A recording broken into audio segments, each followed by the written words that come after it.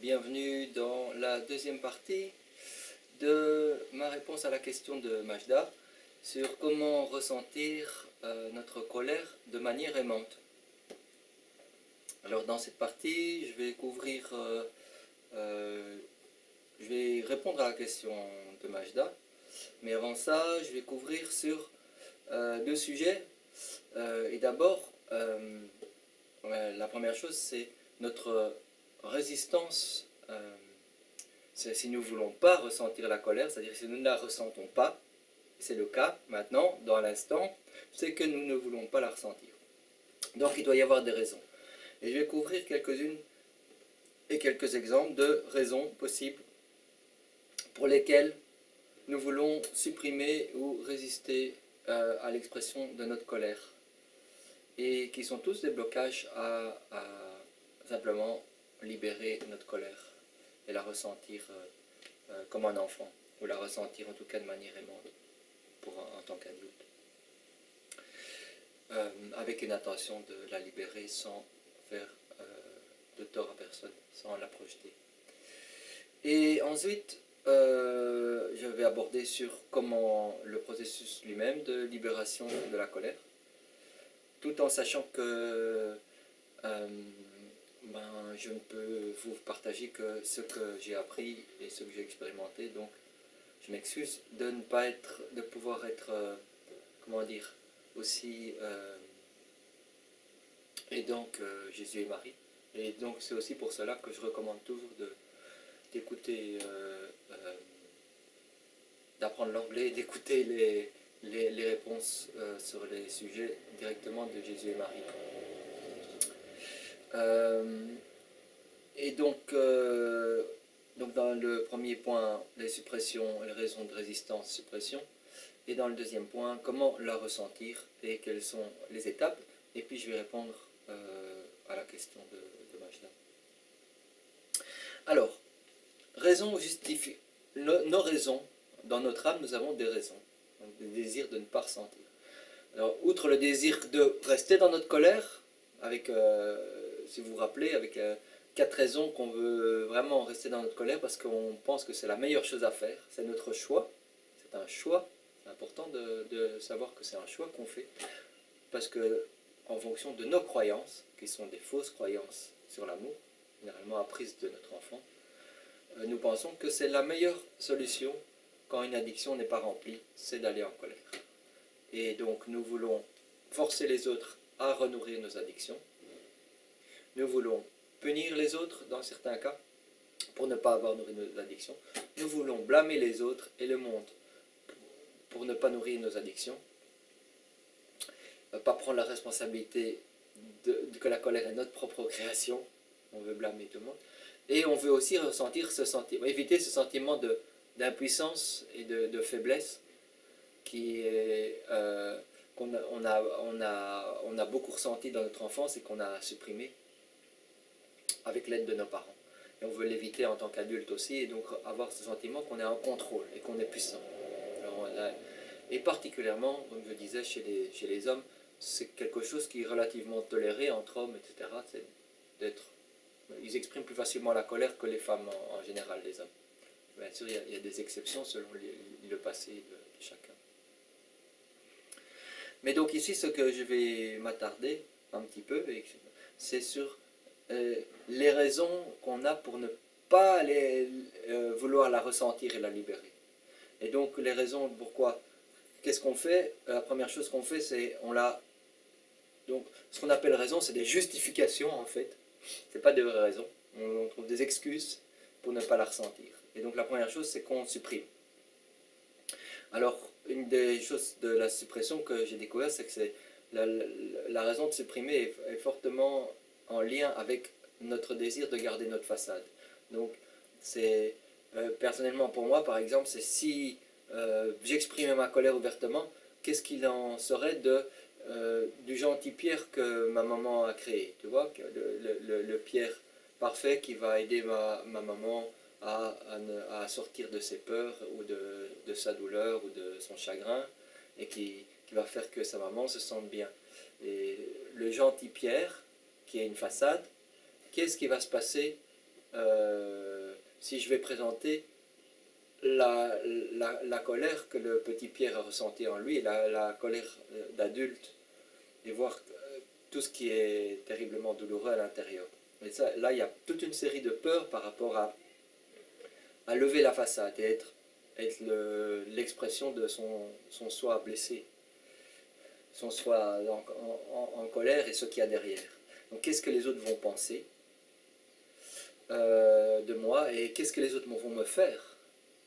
Je peux avoir peur de violence en retour, de la part des autres ou de jugement,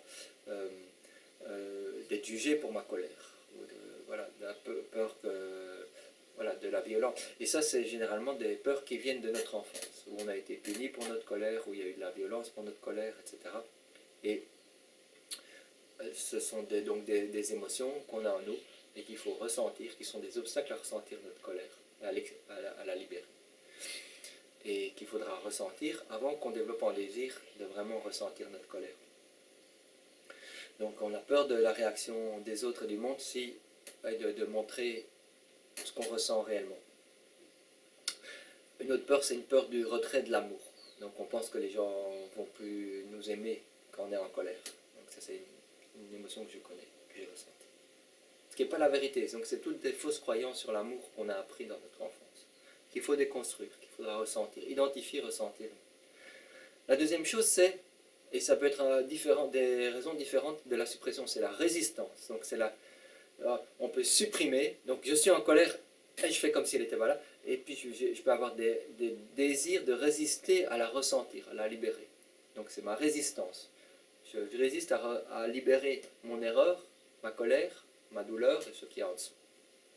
Et donc ça c'est plutôt lié à ce que je ressens à l'intérieur de moi, ce choix de résister. Et ça peut être... donc c'est lié à mon désir de ne pas sentir la douleur de la colère. Et ne pas sentir ce qu'elle fait, ce qu'elle crée en moi et chez les autres. Et donc elle est là, mais on résiste à la ressentir. Une des raisons que je connais bien et que je vois pas mal, c'est dans les cercles spirituels New Age, c'est pas cool, c'est pas spirituel d'être en colère. Hein. On est amour, peace et love, on n'est pas en colère. Mais il y a plein de colère derrière, mais c'est de la colère qui est, voilà, qui est supprimée ou à laquelle on résiste. Une autre chose, ça peut être la peur de faire mal aux autres. Donc si je suis en colère, mais cette énergie elle est tellement forte, une énergie tellement puissante, que je peux arriver à sentir que j'ai envie de tuer quelqu'un ou de blesser quelqu'un. J'ai ressenti comme ça de la rage sur mes parents en tant qu'enfant.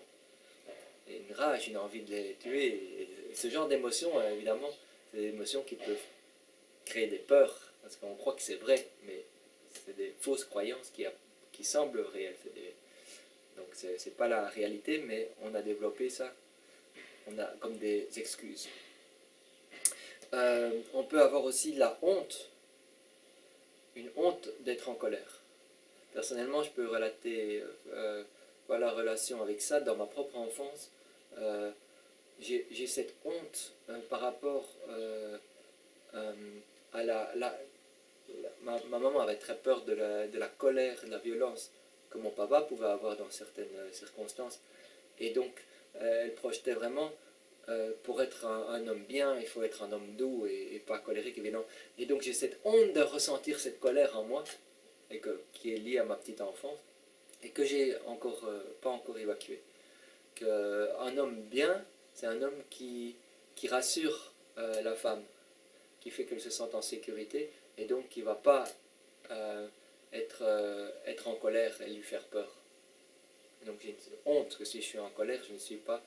Donc j'ai une addiction à ne pas être en colère que maman m'a aidé à construire. Voilà. Donc ça c'est des exemples de notre résistance. Alors, une autre chose qu'on voit assez souvent et que je connais bien, parce que c'était le cas dans ma famille, c'est avoir une colère passive-agressive. C'est-à-dire qu'on ne va pas l'exprimer ouvertement, qu'on ne veut pas vraiment en prendre la responsabilité, on a peur des conséquences. Donc quelque part, on résiste à l'exprimer, mais on on la supprime pas, on l'exprime d'une manière par frustration, par manipulation, par une pression, une persistance et une pression qu'on exerce sur les gens. Là, on a un sentiment à l'intérieur de victime, mais on ne prend pas vraiment la responsabilité. Donc on résiste et on manipule notre monde. On tente de contrôler par la manipulation.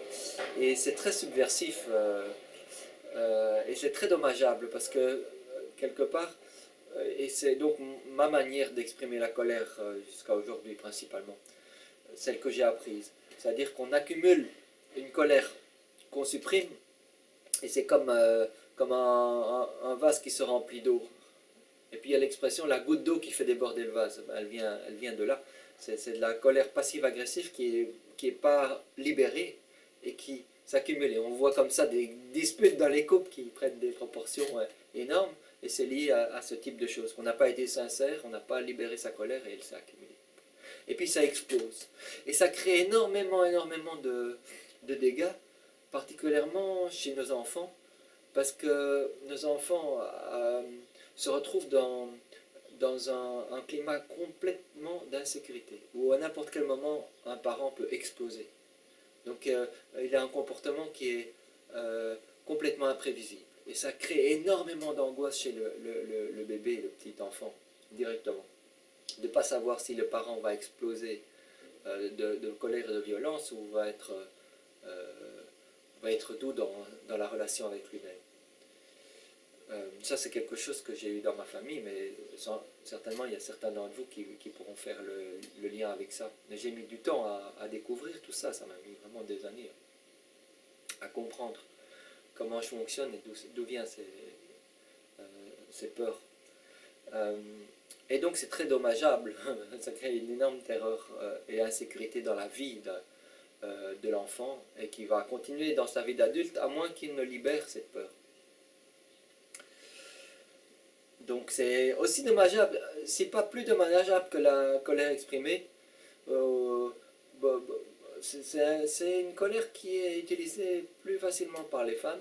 Les hommes en général ils ont plus l'habitude d'exprimer, de râler un bon coup et de taper un bon coup et de faire sortir leur colère. Mais pas tous. Regarde, moi c'est pas le cas. Vu mon programme avec ma maman. Alors, donc, soit on nie la colère, soit on résiste, soit on supprime, soit on fait un peu des trois. On fait tous les trois en même temps.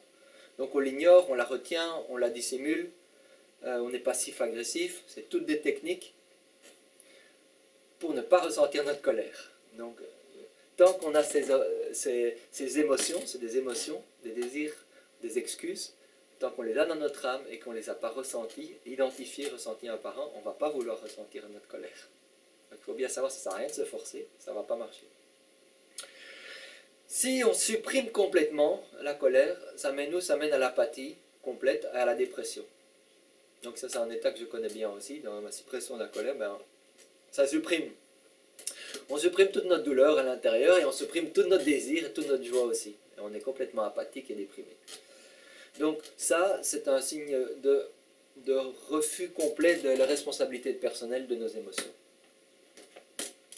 Et donc c'est un choix de s'éloigner encore plus de l'amour. Donc quand on est en colère, on peut choisir de se rapprocher de l'amour et prendre un choix d'amour et de la ressentir de manière aimante, ou on peut choisir tous les autres choix de l'exprimer sans amour, ou de la supprimer complètement et de déprimer. Et on construit des couches encore, on s'éloigne encore plus de l'amour et on crée encore plus de dégâts dans cet état.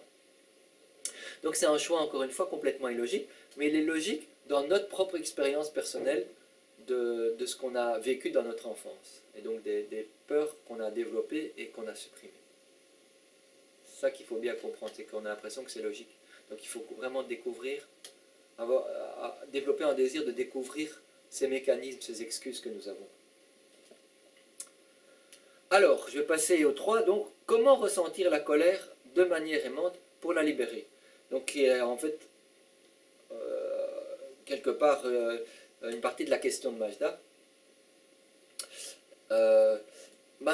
Il y a une seule manière de l'exprimer avec amour. Une seule manière. Et donc,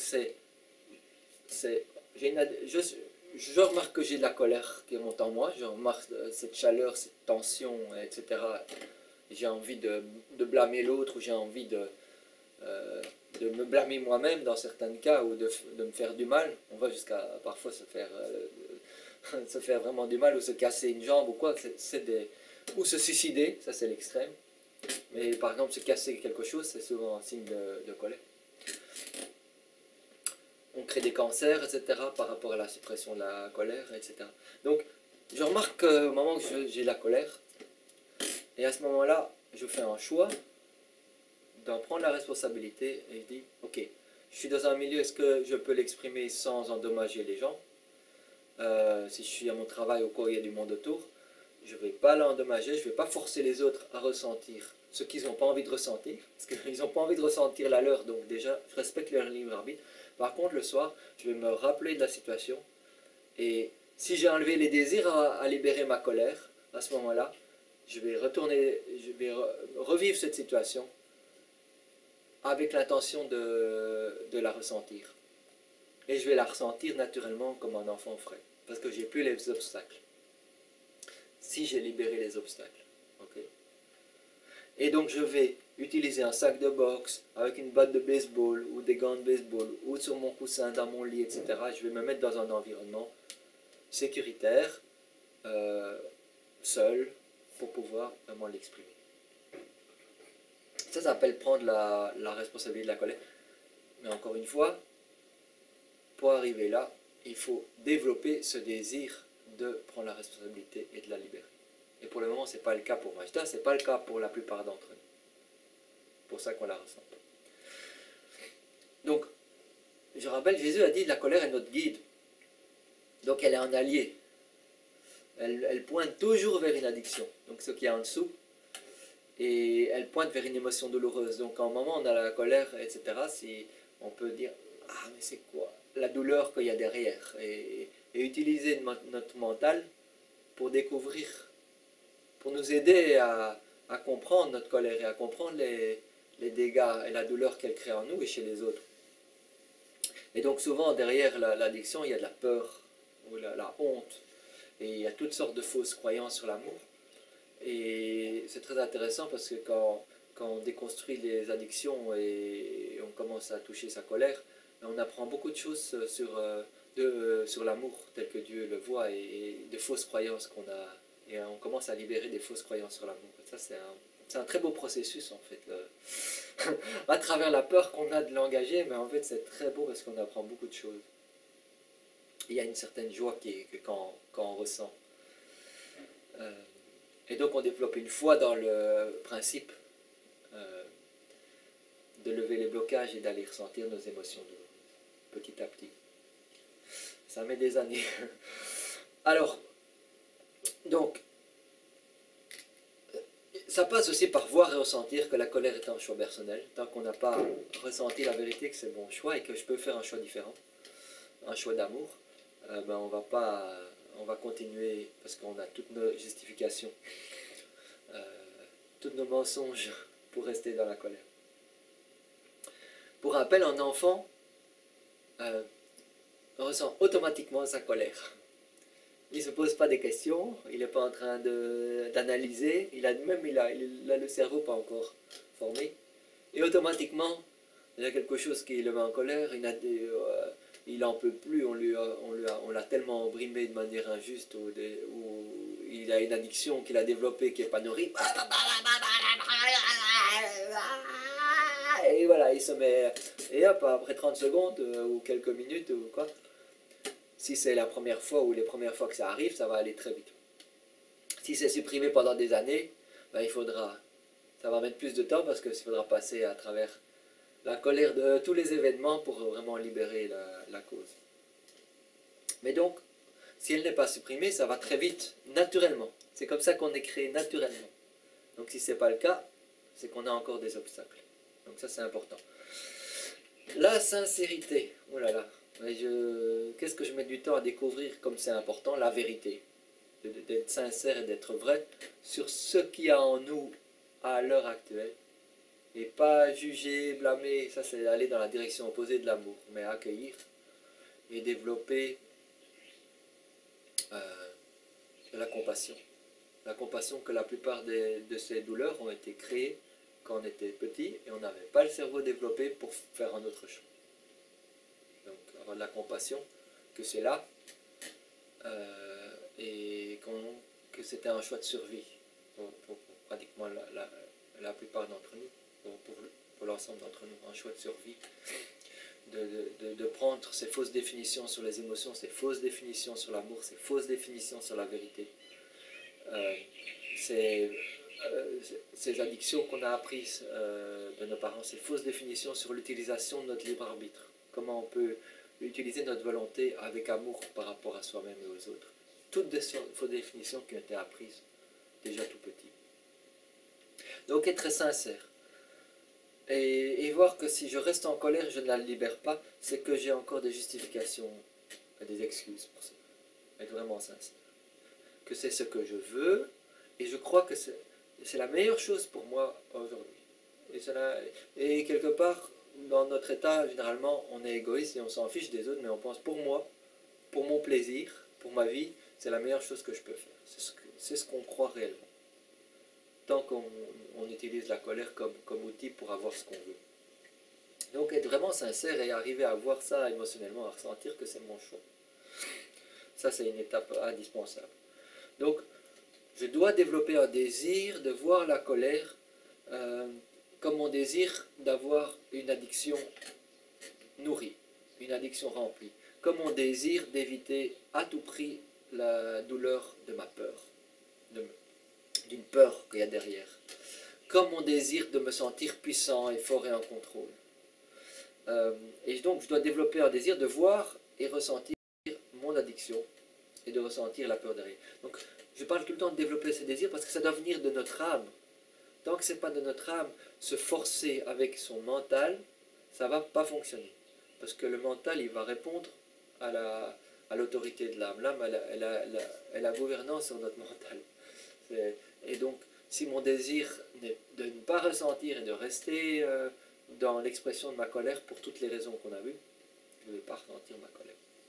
Donc je dois développer un désir, ça va prendre du temps de m'éduquer sur ce que fait la colère, de comprendre ce que fait la colère, de comprendre ce qu'il y a derrière ma colère, de comprendre comment ça dégrade mon âme et tout le monde. Et comment ma croyance que c'est un choix aimant est une fausse croyance. Et ressentir ça. Et ressentir la douleur associée à ça. Ça va prendre du temps, encore une fois. Parce que c'est la plupart, moi quand j'ai découvert le chemin de l'amour divin, je me dis, mais en quelques mois, je veux être un avec Dieu, ça va aller vite. Et voilà, et je vois beaucoup de gens parce qu'on a tellement l'habitude de consommer rapidement le plaisir et de vouloir avoir le médicament qui guérit, la personne qui nous sauve, le truc tout de suite, le docteur qui va résoudre notre problème, et on va tout avoir tout de suite. Mais ça a mis toute notre vie à endommager notre âme et aller dans la direction opposée à l'amour. Et ça risque de mettre un certain temps aussi à comprendre, à vouloir arrêter le paquebot, voir qu'est-ce qui fait avancer le paquebot dans cette direction, voir comment faire avancer le paquebot dans l'autre direction, développer un désir de faire avancer le paquebot dans la direction et le mettre en pratique. Voilà. Donc la compassion, et aussi essayer de développer de la joie dans le processus.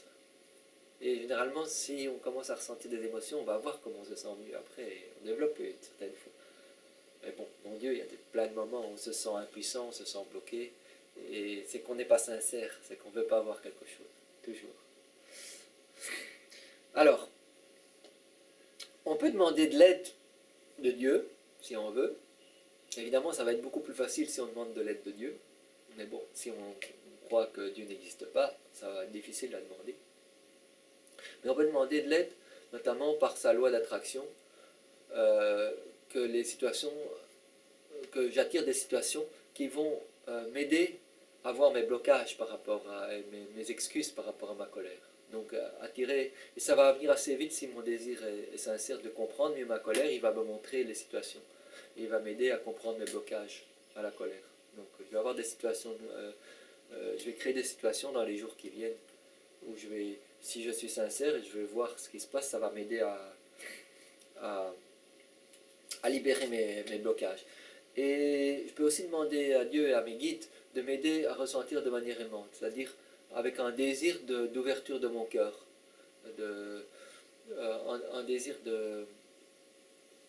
d'adoucir mon cœur et d'aller dans la douleur, de ressentir la douleur et mon désir de supprimer la douleur, qui est un désir douloureux aussi.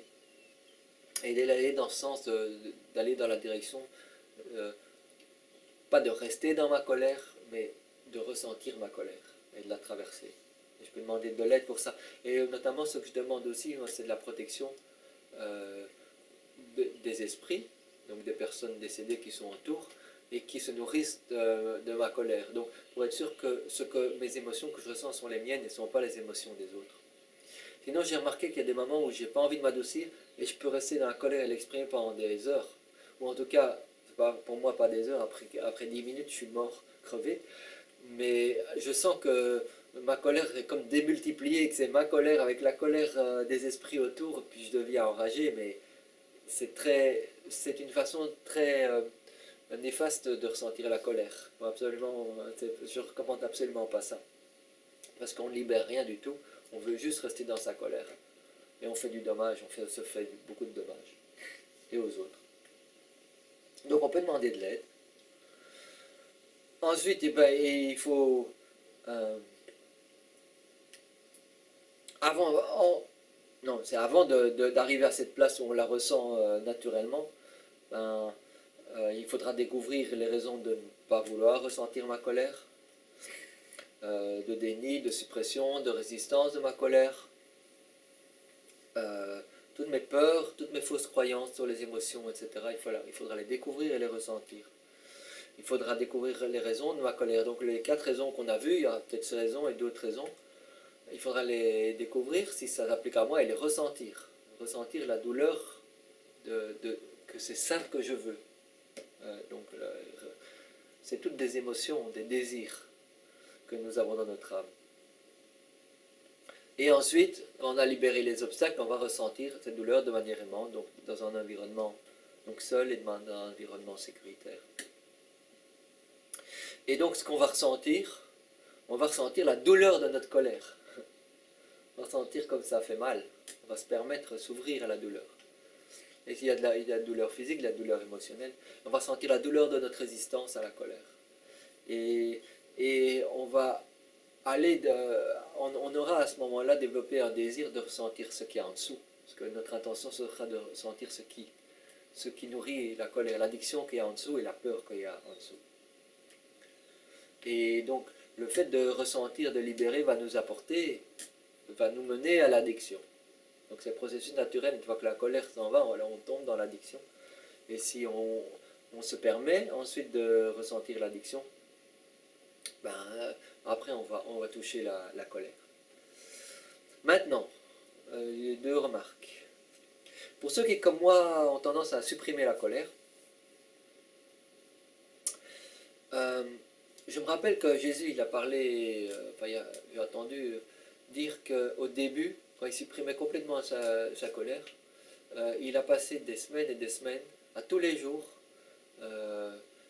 frapper dans un sac de boxe avec une batte de baseball ou quoi, en hurlant et en criant, mais plusieurs fois par jour, jusqu'au moment où il était complètement épuisé et furieux. Épuisé et qu'il n'en pouvait plus du tout, qu'il avait sorti toute sa colère. Et qu'il a dû faire ça avant qu'il ne commence à se permettre vraiment d'exprimer sa colère. Donc il a dû vraiment s'habituer à faire sortir sa colère. Tellement il la supprimait.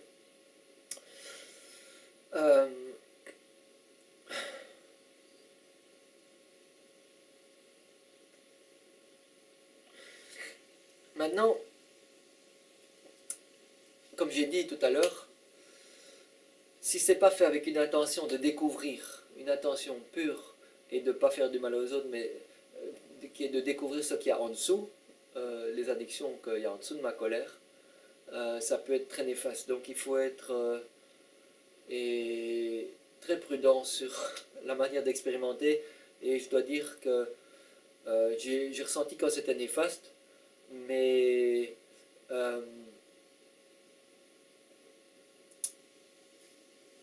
voilà, il faut demander de l'aide à ce niveau-là, au niveau de nos guides, si possible, pour être conscient que ce qu'on est en train de faire, c'est une chose aimante ou pas. Et ça, voilà, je ne peux pas vous aider beaucoup à ce niveau-là. Mais pour ceux qui sont à l'aise avec exprimer ouvertement leur colère, donc par exemple toute une série d'hommes, et certaines femmes aussi, ils ont, je pense par exemple à Majda, elle est à l'aise à exprimer sa colère et à blâmer quelqu'un, euh, dans certains cas. Et donc, pour ceux qui sont à l'aise à exprimer leur colère ouvertement, ben, eux certainement, ils doivent être très conscients qu'ils engagent leur ressenti avec un désir d'ouvrir le cœur et de découvrir ce qu'il y a en dessous et pas le désir de rester dans la colère.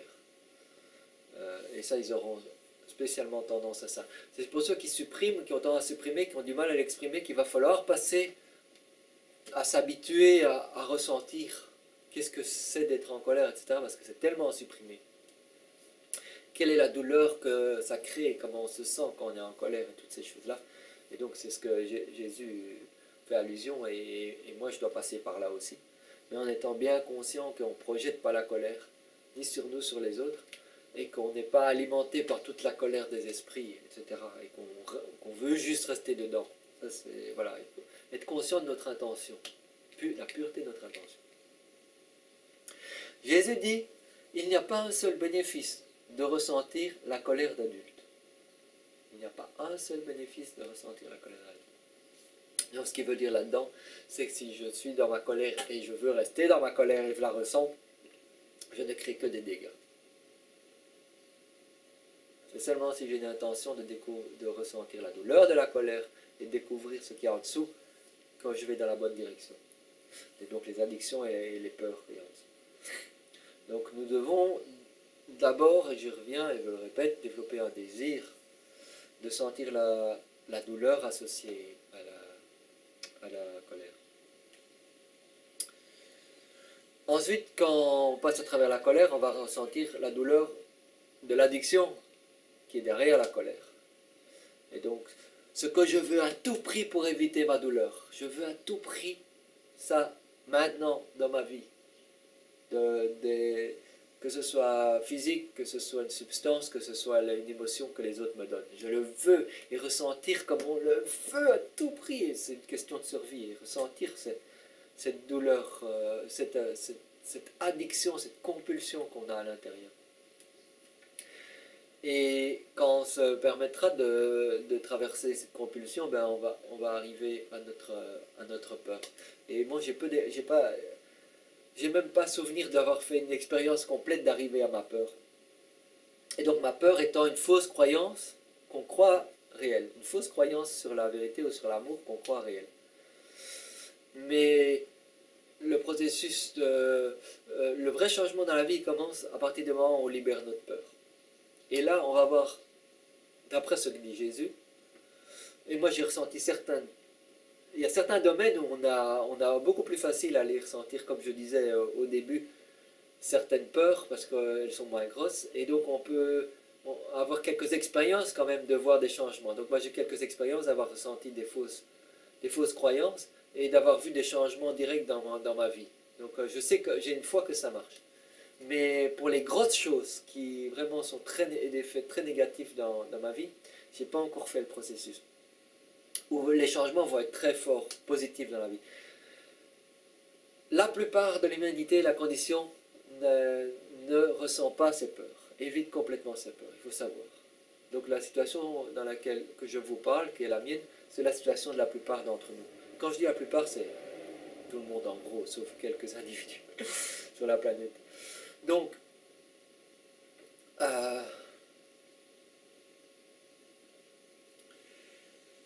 y a toute une série de choses qu'il faut avant d'arriver à cette étape de ressentir notre peur, et on a toute une série de blocages. Et les premières années, la découverte du chemin de l'amour divin, ça va être beaucoup en processus de sortir du déni de notre façade et de commencer à accepter notre façade telle qu'elle est et commencer à développer un désir de la déconstruire et à ressentir notre colère et nos addictions qu'il y a derrière.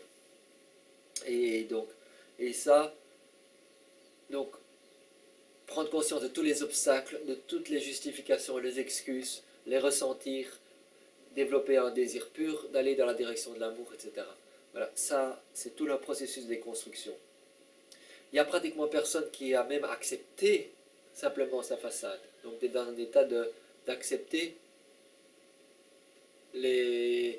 tout ce que le mensonge que je présente au monde et d'accepter qu'elle est là et de la reconnaître, etc. Même ça, il n'y a pratiquement personne sur Terre qui a fait pour le moment.